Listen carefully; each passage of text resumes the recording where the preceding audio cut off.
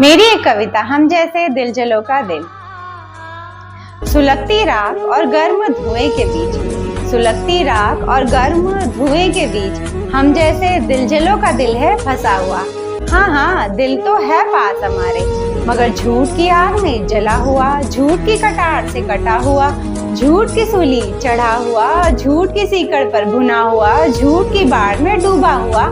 हाँ हाँ, दिल तो है पास हमारे, मगर झूठ की गर्मी में झुलसा हुआ, झूठ के बुखार से तपा हुआ, झूठ के भवंडर में फंसा हुआ, झूठ के आतंक से डरा हुआ। सुलगती राख और गर्म धुएं के बीच, सुलगती राख और गर्म धुएं के बीच हम जैसे दिल जलों का दिल है फंसा हुआ।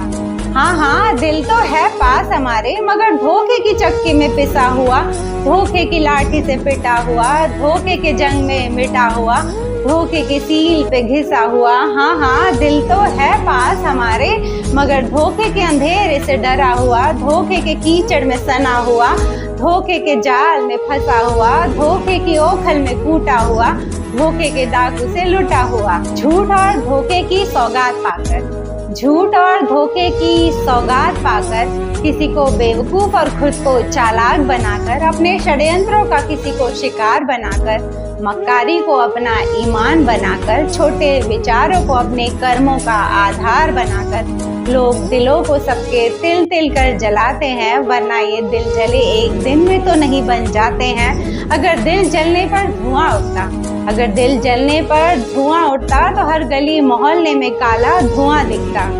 थैंक यू सो मच, आप सब ने अपना कीमती वक्त देकर मेरी ये कविता को सुना। मुझे उम्मीद है मेरी कविता आप सभी को अच्छी लगी होगी, और अगर अच्छी लगी हो तो मेरे चैनल के ठीक नीचे सब्सक्राइब बटन उसे दबा दीजिए, ताकि मेरा हर नया वीडियो आप तक आसानी से पहुंच सके और मैं आप सबके दिलों तक भी आसानी से पहुंच सकूं। और जिन्होंने भी मेरे चैनल को सब्सक्राइब किया हुआ है वो लाइक और कमेंट जरूर किया करें। आज की मेरी कविता का शीर्षक है हम जैसे दिल जलों का दिल।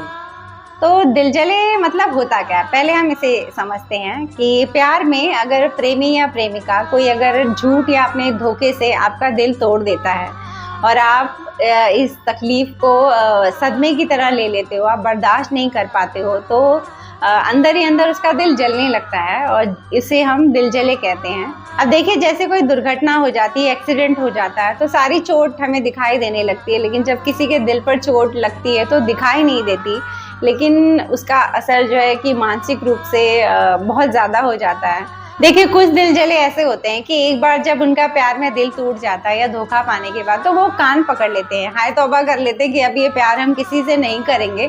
एक बार का सबक उनके लिए काफ़ी होता है। लेकिन कुछ दिल जले ऐसे होते हैं कि एक बार दिल टूटने के बाद वो फिर से दिल लगी करते हैं, फिर किसी लड़का या लड़की को पकड़कर फिर से अटैचमेंट शुरू कर देते हैं और फिर वो हर्ट होते हैं। बहुत रेयर होता है कि आप किसी को चाह रहे हैं तो ज़रूरी नहीं है कि वो पर्सन भी आपको चाहेगा, और वो पर्सन अगर आपको चाह रहा है तो आपके दिल में उसके लिए प्यार नहीं उतर रहा, तो आप क्या करेंगे। तो यही दुविधाएं होती कि कभी आपकी तरफ से प्रेम होगा और कभी सामने वाले की तरफ से नहीं होगा। तो इन दुविधाओं की वजह से दिल टूटना तय हो जाता है अगर आप बहुत ज़्यादा इमोशनली किसी के साथ अटैच हो रहे हैं तो। और रही बात झूठ और धोखे की, तो हमें कोशिश करनी चाहिए कि हम किसी को झूठ और धोखा दिए बिना ही उसे ये समझा सके कि मैं आपके साथ या आपका साथ नहीं निभा पाऊंगी। ये तरीका भी सही होता है कि ज़रूरी नहीं है कि आपको किसी के साथ शादी नहीं करनी है तो उसको झूठ बोलना है या फिर धोखा देना है, चीट करना है, उसके पीठ पीछे कुछ करना है। ज़रूरत ही क्या है, आप बैठकर उससे मिलिए, बातें करिए, समझाइए। प्यार वाली फीलिंग है, अगर मेरे दिल में आ गई किसी के लिए तो ज़रूरी नहीं कि उसके भी दिल में आए। यही बात बस समझानी होती है सामने वाले को कि तुम्हारी तरफ से वो फीलिंग्स है, मेरी तरफ से वो फीलिंग्स नहीं आ पाई है, मैं तुम्हें एज अ फ्रेंड ही ले पा रही हूँ। तो इस तरह से बोलकर बातों को समझाया भी जा सकता है और कोई प्रॉब्लम होती भी नहीं है। हो सकता है मजबूरी हो कि घर वाले शादी ना करने दे रहे हो, तो वो बात भी समझाई जा सकती है और एक इंसान, मुझे लगता है, इन बातों को भी समझ सकता है। और झूठ और धोखे का सहारा लेना बहुत तकलीफदायक होता है। और जब मुझे कोई इंसान बहुत ज़्यादा बुरा दिखने लगता है, जैसे लगता है कि हर सीमा को पार करते जा रहा है, तो मुझे उस इंसान से पर्सनली बहुत डर लगने लगता है। क्योंकि मुझे लगता है जब कोई इंसान अपने अंतर्मन की आवाज़ सुनना बंद कर देता है ना, तो उससे के साथ आप आप दूर ही रहिए उससे, वो उसी में हमारी भलाई होती है। क्योंकि मैं तो ऐसे इंसानों से डरने लगती हूँ, क्योंकि मुझे लगता है कि अब जब इंसान अपने ही मन की आवाज़ नहीं सुन पा रहा तो फिर वो आगे क्या करेगा आपके साथ या किसी और के साथ बिल्कुल पता नहीं होता। तो मैं ऐसे लोगों के साथ दूरी बना लेती हूँ, ज़्यादा उनके साथ घुलने मिलने की कोशिश नहीं करती, क्योंकि मुझे ये समझ आता है कि अब ये किसी भी हद तक जा सकता है।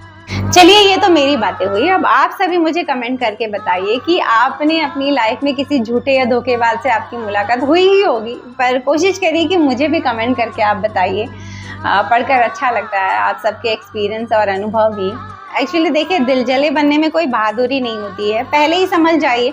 जब आप किसी की तरफ अट्रैक्ट होते हैं ना, तो आपको ये शुरू में ही एहसास हो जाता है कि कोई इंसान मुझे पसंद आ रहा है या नहीं आ रहा है। अगर आपको शौक है अपने दिल को तोड़वाने का या वो तकलीफ झेलने का, तो आप खुद को पहले ही रोक सकते हो। ज़रूरी नहीं है कि वो तकलीफ को झेलना है, वो सदमे को पाना है, उसके बाद ही हम कसम खाएंगे कि अब हमें ये प्यार जैसी बातें नहीं लानी है अपनी लाइफ में। तो ये आपके ऊपर डिपेंड करता है आप क्या चाहते हो। कई बार लोग एक्सपीरियंस करना चाहते हैं कि मैं भी दिल लगी करके देखता हूँ कि क्या रिजल्ट मिलता है, क्या तकलीफ पहुँचती है। तो फिर ठीक है, अगर आपने ये सोचा है तो उस तकलीफ को झेलिए। चलती हूँ, एक और नए वीडियो में आप सबसे मेरी मुलाकात रहेगी। तब तक उसकी हर बात पर गौर फरमाते रहिएगा। किसकी?